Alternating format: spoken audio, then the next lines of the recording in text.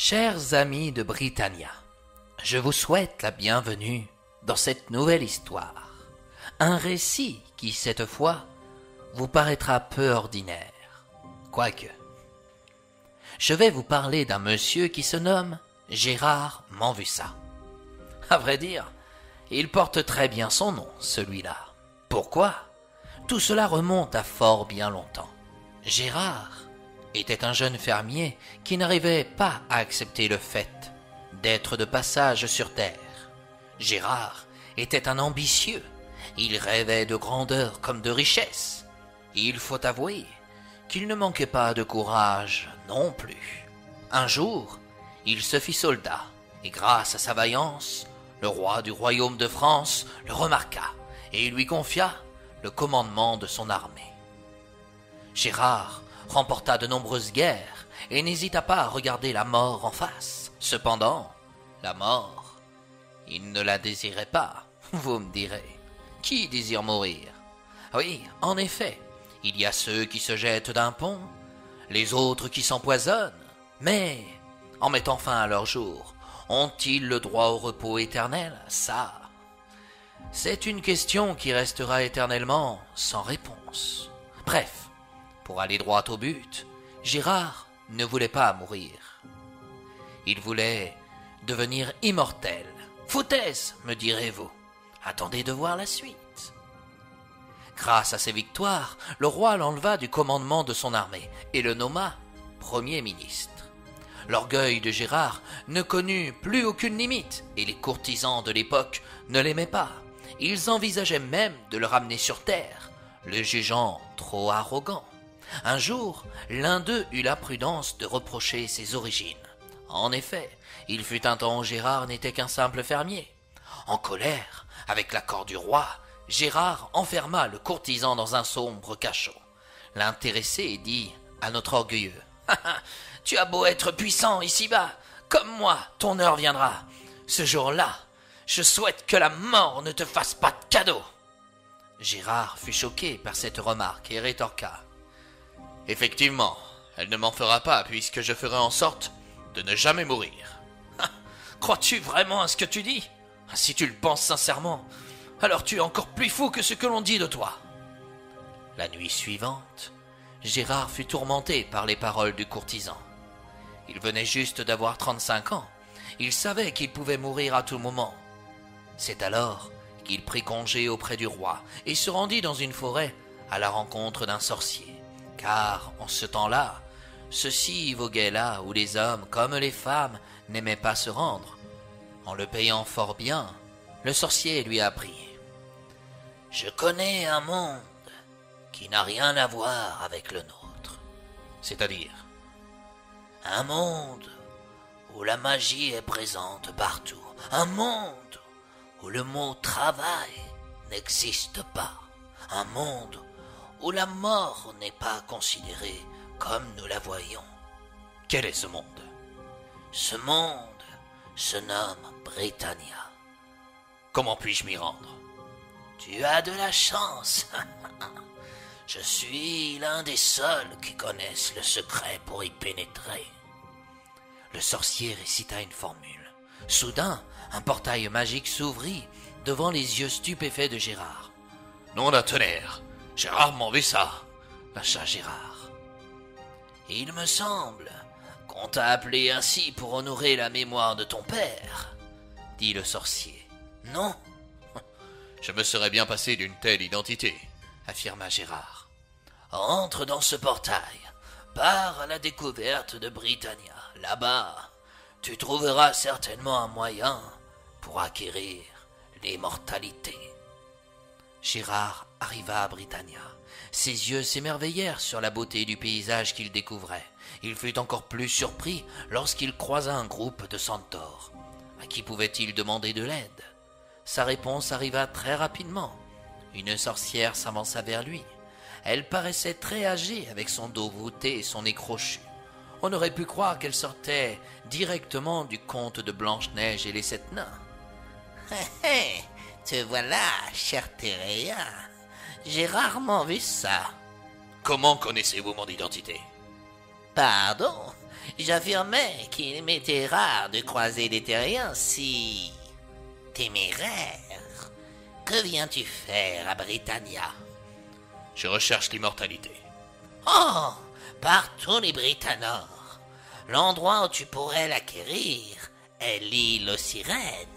Là-bas, les créatures sont toutes immortelles. Il suffit que tu embrasses l'une d'elles pour le devenir à ton tour. Sans perdre une seconde, Gérard partit sur l'île aux sirènes. Comment ne pas tomber sous le charme de ces créatures océanes? Il était même difficile pour lui de s'accrocher qu'à une seule. Un soir, il obtint un baiser et put acquérir l'immortalité. Il resta fixé sur l'île durant plus de 600 ans. Cependant, un bon jour, le peuple des sirènes lui apprit qu'un poisson géant buvait des quantités d'eau énormes. Si celui-ci vint à boire tout l'océan, leur monde viendra à mourir. Effrayé par cette révélation, Gérard quitta l'île aux sirènes et retourna sur les terres de Britannia. Soudain, il regretta d'être parti si rapidement. Mais c'était trop tard, il ne pouvait plus revenir en arrière. Il se fabriqua un bâton pour l'aider à marcher. Avec plus de 600 années au compteur, on n'avance pas de la même manière qu'à 20 ans. En retrouvant Britannia, il remarqua de nombreuses cités qu'il n'avait pas croisées 600 années plus tôt. Ses pas l'emmenèrent en direction du lac d'Is. Gérard s'installa sur l'herbe et comprit que sa fin serait proche. Quelle bêtise! Pourquoi finir ainsi? En regardant le sol, son attention fut attirée par une mouche qui se débattait dans une toile d'araignée. Machinalement, Gérard permit à la mouche de se libérer. Sa bonne action fut récompensée. La mouche se transforma en une fée joliment vêtue. « Merci, mon doux ami, tu m'as sauvé. Ah, de nos jours, j'ai rarement vu ça, des gens qui viennent à notre secours. Je suis la fée pas réveillée. Et toi, comment t'appelles-tu » ? Tu viens justement de dire mon nom. Comment ça? Je m'appelle Gérard Manvissa. J'ai rarement vu ça. Soit, si c'est ainsi que tu t'appelles, vu que tu m'as sauvé, je peux te permettre de réaliser un souhait. Je doute que tu puisses me permettre de voir le jour à ce que je désire. Demande toujours. J'aimerais ne jamais mourir. Ce n'est point à Britannia que tu ne mourras pas. Ici, quand les Britanniens meurent, ils se métamorphosent en autre chose. Plantes, pierres, créatures, objets. Ici, tout ce que tu vois a une âme au fond de soi, même la plus petite herbe. Tu vois, tu ne peux pas m'aider. Si, je peux te transporter dans une étoile. Dans celle-ci, on ne meurt pas et on peut distinguer les différents mondes qui existent, comme Britannia ou ta Terre. Comment sais-tu que je viens de la Terre? Les Britanniens ne sont pas faits de la même manière. Ils pratiquent tous la magie, mais il existe des terriens dans ce monde qui ne la pratiquent pas. Cependant, ils ne vivent pas plus de 10 ans parmi nous. J'ai vécu durant 600 années sur l'île aux sirènes. Tu as donc eu beaucoup de chance, mon ami. La fée pas réveillée transporta Gérard dans une étoile. Des siècles et des siècles passèrent. Gérard avait réussi. Il était devenu immortel. Cependant, un humain, ça s'ennuie toujours de tout, y compris de l'immortalité. Gérard souhaita, un jour, retrouver son village natal. Il parla à la fée de son désir, mais celle-ci l'en dissuada. À force d'insister, elle lui permit d'acquérir un cheval. Celui-ci le conduira dans sa ferme, mais il ne devra, sous aucun prétexte, descendre de sa selle, au risque d'en mourir. Quelques jours plus tard, Gérard retrouva sa ferme, mais il ne reconnut pas les lieux. À la place, on y découvrit une grande ville avec des voitures, des ponts, des avions volaient dans le ciel. Les gens passaient devant lui, accrochés à leur téléphone portable. Si j'étais venu avec une licorne, ils ne me remarqueraient même pas, ces abrutis, songea Gérard.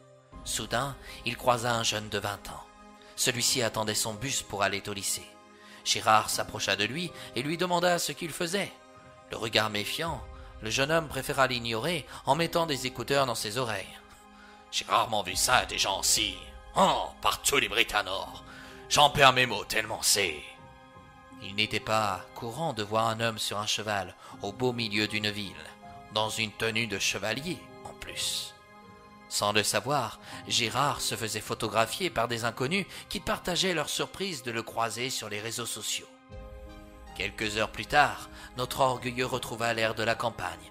Il reconnut un chemin de son enfance. Celui-ci avait plus de 1200 ans. Il croisa un charretier embourbé qui lui demanda de l'aide. « J'aimerais bien pouvoir vous aider, mais je ne peux pas, » rétorqua Gérard. « J'ai rarement vu ça, des gens qui vous laissent dans votre galère. En même temps, plus rien ne m'étonne avec ce monde de calamiteux. » Ayant pitié, Gérard descendit de son cheval. Le charretier disparut pour laisser la place à Lanko. Derrière lui, il n'y avait plus de charrette, mais un grand tas de souliers usés. « Voilà bien longtemps que je te cherche, toi. »« Mais qui êtes-vous » demanda Gérard. « On m'appelle Lanko en Bretagne. Pour d'autres, je suis la mort. » Gérard voulut remonter sur son cheval, mais il était trop tard. L'animal s'était enfui. La mort, qui s'apprêtait à recueillir l'âme de Gérard, lui permit de poser une dernière question. « Tant que j'y suis, je ne sais pas si cela me servira à grand-chose. Le tas de souliers qui se trouve derrière toi, à quoi servent-ils ?»« Ce sont tous les souliers que j'ai usés à te chercher, et jusqu'à aujourd'hui, j'ai rarement vu ça. Un homme vivre plus de 1200 ans, lui rétorqua-t-elle, avant de lui trancher la tête avec sa faux. Voilà une bonne chose de faite. Bon courage à notre ami Saint-Pierre avec un humain si malin. Et c'est ainsi, mes chers amis, que mon histoire se termine. Vous comprendrez, par les aventures de Gérard, qu'on a beau faire le tour de l'univers, que nous revenons toujours à notre point de départ, là où la vie nous a permis de voir le jour. Notre ami Gérard avait atrocement peur de la mort, qui n'en a pas peur au fond. Mais la mort, c'est comme la vie. Elle nous a été donnée sans que nous puissions la choisir. Alors, nous n'avons pas d'autre choix que de l'accepter. Et même si nous sommes tous de passage ici-bas, nous pouvons néanmoins laisser quelques traces.